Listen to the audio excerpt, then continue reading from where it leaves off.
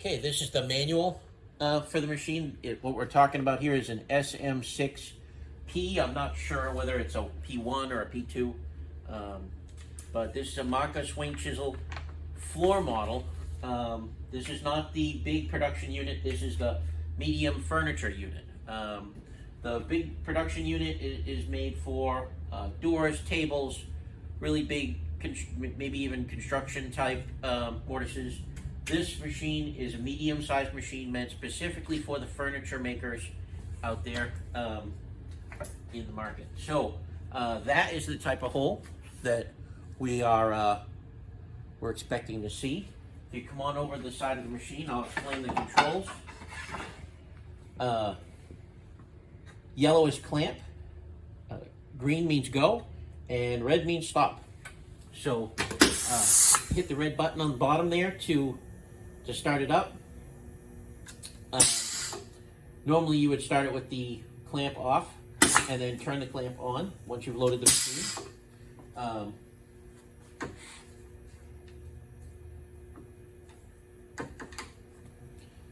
There we go, just like that. And then to make our mortise, hit the green button.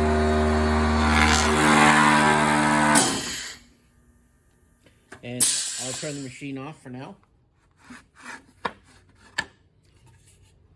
That's our mortise right there. Notice that there's a little bit of what they call a chip right there. And usually to deal with that, you would take like a little file or maybe a little bit of sandpaper, and you just break that off. All right. Now, in use, what you would do, what I prefer to do is to set up the machine so that I can say, okay, I want my mortise to be here, right? And then if you come down close, you can see this line up, right? Then I can line up my line just like that, and then just hit go. Why don't you come around the other side this time so they can see the chips coming out.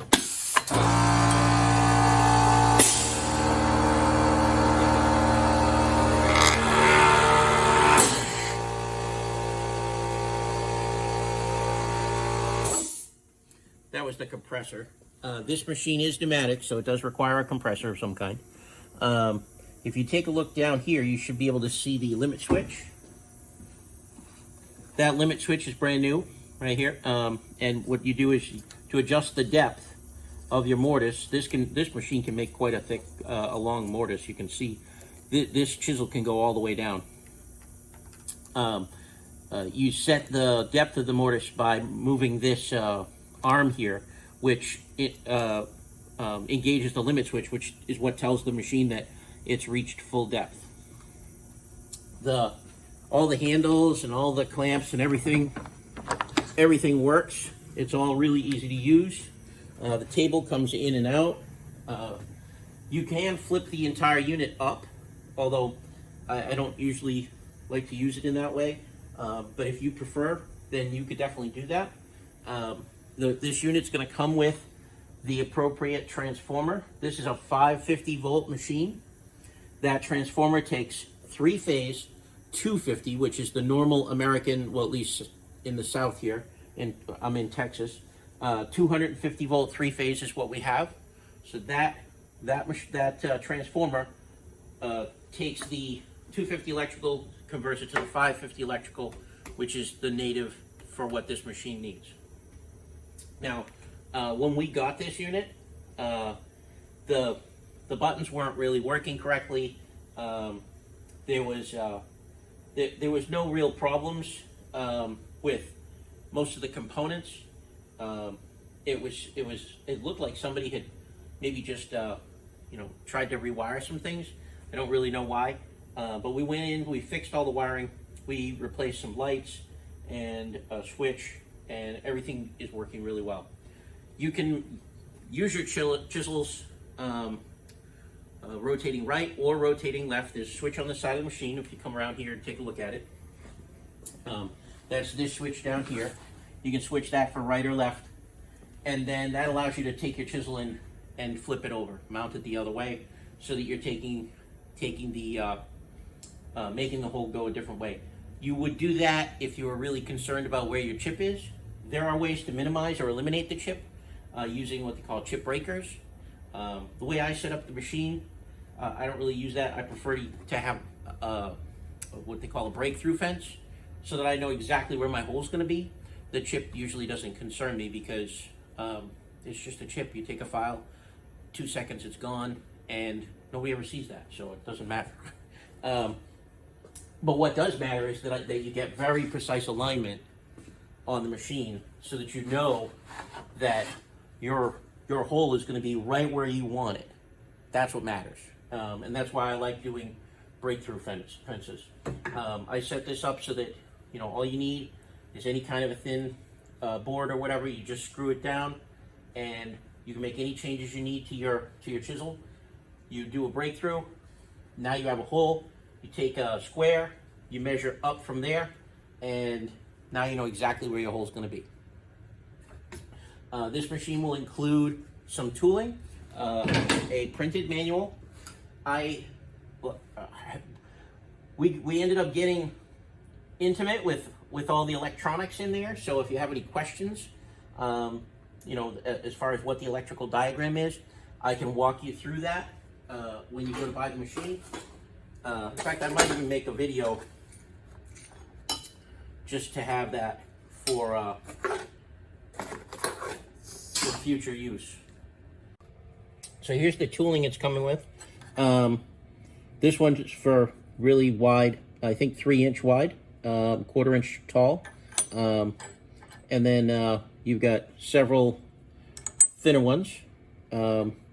This one's thicker, and then this is the thickest one. This one's for a 3/8, 2 inches deep, and this one says 1/2 inch, 1 3/4 deep. So now this tooling is all high-speed steel. Some of it's Maka original. This one's at least is totally brand new. We just took the wax off of it. Several of these are arguably brand new, but very little work to get these things sharpened up, and you can sharpen them many times. And then if you ever need something new, you could always call Maka. They'll probably still sell you them, but probably cheaper to just call a local machinist, because they can just buy high-speed steel stock and then grind these tools. They're not that difficult to make, right? But the material is expensive, and of course labor is expensive in the United States. So I wouldn't expect them to be cheap, but they're definitely available. You probably, if you're in a production situation, you probably want to have 2 just in case one breaks, and have your machinist on speed dial, right? In case you're on your last one for whatever reason. But for the most part, nothing on this machine really breaks that often. They're really meant to be very long-term production machines. This machine, it's very difficult to say like how much time it's had on it, but we went through the head, completely replaced all the bearings, oiled everything up. Everything looked great, looked really low wear. And like I said, we just went through the whole electrical system and replaced everything that needed to be replaced there. And then on this part of the machine here, this is the speed control. So when you're using your different blades, you want to have a different feed speed, right? So you just roll this towards you to speed up the chisel, and then roll it away from you to slow it down. And this is very sensitive, so just take it easy. But because you can make it go really fast, and the chisels don't usually want to go through wood that fast. I guess if you're using pine or something, you could definitely speed it up and save a lot of production time, right? But if you're using hardwood, then you want to stick with the slower speeds.